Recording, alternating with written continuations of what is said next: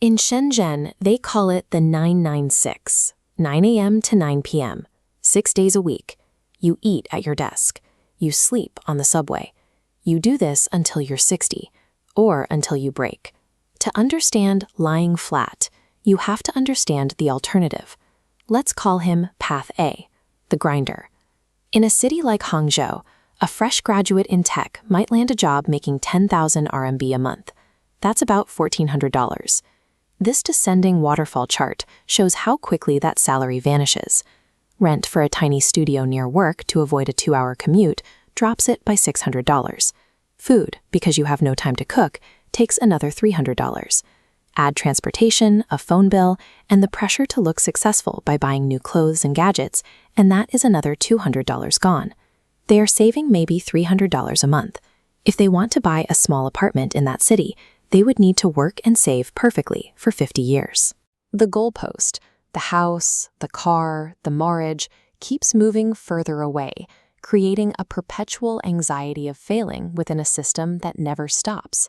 You are on a treadmill that gets faster the longer you run.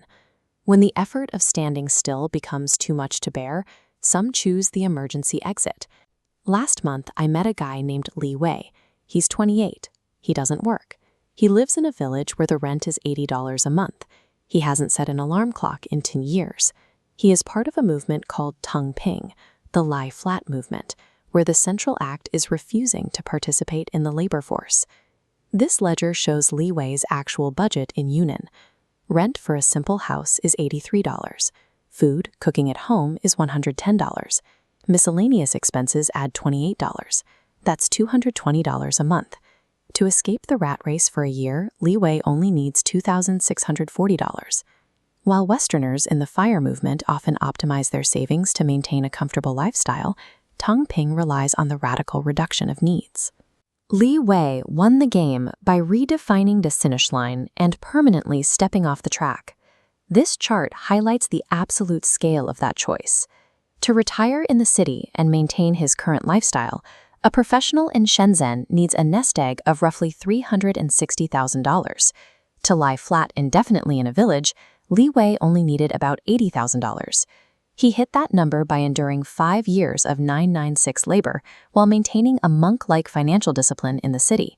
Then he pulled the emergency brake. He cashed out his equity and left the corporate game behind. His path proves that absolute freedom can be reached with a 5-figure bank account if one is willing to sever ties with high-cost society.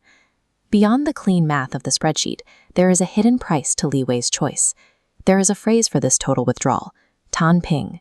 It translates to going limp, a rejection of the future and a refusal to strive.